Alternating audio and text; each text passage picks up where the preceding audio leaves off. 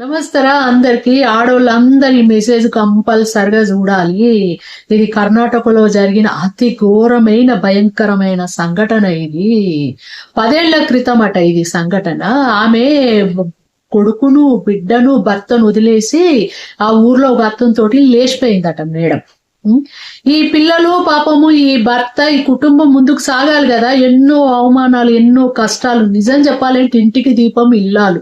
తల్లి లేకపోతే ఆ పిల్లలు ఎట్లా సర్వే అవుతారు, ఆ భర్త కూడా ఎన్ని ఇబ్బందులు పడతాడు. ఇక వీళ్ళు కష్టపడుకుంటూ పెరుగుతూ వస్తారు 10 ఏళ్ల నుండి. అప్పుడు పిల్లలు చిన్నోళ్ళు. ఇక్కడ కొడుకు అప్పటికే 14 ఏళ్ళు ఉన్నాడు, ఇప్పుడు 25 ఏళ్ళ కొడుకు అయ్యిండు. ఈ 25 ఏళ్ళ కొడుకు 10 ఏళ్ల నుండి కక్ష పెంచుకుంటూ వచ్చిండు తల్లి మీద, ఆ లేపుకపోయినోడి మీద, తల్లి లేపుకపోయినోడి మీద. ఈ 10 ఏళ్ల తర్వాత ఎవడైతే లేపుకపోయిండో వాడు ఆ ఊర్లో అడుగు పెట్టిండట. ఈ పిల్లోడికి తెలిసిందట. కథ ఇమ్మీడియట్లీ వాడిని అటాక్ చేసిండు, వాడిని చంపిండు. చంపేసి నాన్న ఆ ఛాతి మీద కాలు పెట్టి విజయ గర్వంతో నేను సాధించిన, నా కక్ష తీర్చుకున్నా అని చెప్పేసి అని పిల్లోడు పోలీసులు వచ్చేదాకా ఆయన ఛాతి మీద కాలు తీయలేదట. ఆ పిక్కు మీకు బ్లర్ చేసి పెడతా చూడండి నాన్న. ఆ వీడియో పోస్ట్ చేస్తే మనకు రోమాలు నిక్కుతాయి, నిజంగా చెప్తున్నా. కాకపోతే మా యూట్యూబ్ వాళ్ళు ఇది వైలెన్స్ కింద అని నాకు స్ట్రైక్ వేస్తారు, అందుకని నేను పోస్ట్ చేస్తలేను. కాకపోతే మీకు బ్లర్ చేసి ఆ పిక్కు పెడతా చూడండి. ఆ పిల్లోడు ఛాతి మీద కాలు పెట్టి అసలు పోలీసులు వచ్చేదాకా తీయలేదట.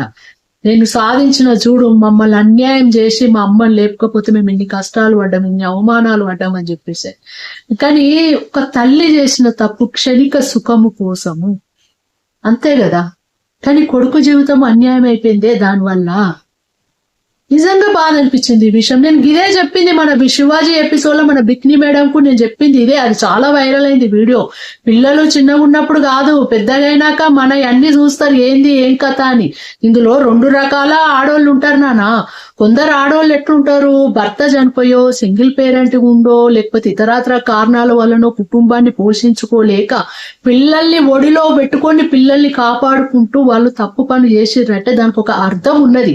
ఆ పిల్లలు పెరిగినా గాని వాళ్ళకి ఎట్లుంటుంది తెలుసా, మా అమ్మల్ని పోషించడానికి, మా కుటుంబాన్ని సర్వే చేయడానికి మా అమ్మ జీవితాన్ని త్యాగం చేసిందంటారు. కానీ అన్ని విధాలుగా ఉండి, భర్త ఉండి, మంచిగా పిల్లలు ఉండి, ఆర్థికంగా ఉండి, అన్ని ఉండి కూడా పిల్లల్ని వదిలి, భర్తను వదిలి వేరేతోటి లేచిపోతే దీన్ని కనర్ అంటారు. కానీ ఈ పిల్లలు ఎంత బాధపడతారు తల్లి లేక. మా తల్లి గిట్లా చేసింది, మేము ఇంత ఇన్సల్ట్ అయినాము, మేము ఇంత బాధపడ్డాము. ఈ పిల్లలకు తల్లి ఉండాలి కదా. చచ్చిపోయిందంటే వేరు, కానీ బతుకుండి చచ్చిపోయిన దాని కింద లెక్కే కదా. కొందరు పిల్లలు ఇట్లా ఎదుగుతారు, కక్షతోటి పెరుగుతారు. ఇది ఆలోచించాలి. ఇలాంటి అనర్థాలు ఎన్ని జరుగుతున్నాయి అసలు. నిజం చెప్పాలంటే ఒక తప్పు చేసే ముందు ఆలోచించండి అమ్మా ఆడవాళ్ళు. పిల్లలు చిన్నగా ఉన్నప్పుడు మేము ఏది చేస్తే అదే నడుస్తుంది అని అనుకోకండి. పిల్లలు పెద్దలైనాక అన్ని అబ్జర్వ్ చేస్తారు, తప్పేంది, మంచేంది, చెడేందని. నా తల్లి ఏ పరిస్థితిలో చేసింది, నా తల్లికి కనరెక్కి చేసిందా, మా కోసం చేసిందా అనేది ఒకసారి ఆలోచించండి అందరూ. నిజంగా బాధ అనిపించింది. నేను దిగే మన బిక్ని మేడంకు చెప్పింది కదే. ఇప్పుడు నేను 40 ఏళ్ళు ఉన్న ఆంటీని కాదు, నేను హీరోయిన్ని, నాకు మంచి బల్పు ఉన్నది, నేను ఏది చేస్తే అది నడుస్తుంది అని చెప్పేసి అని పాపం మాట్లాడుతుంది కదా ఆమె. పెద్ద పెరిగినాక ఇట్లుంటది స్టోరీ. పిల్లలు పెద్దగా అయినాక చెప్పు తీసుకొని వస్తారు.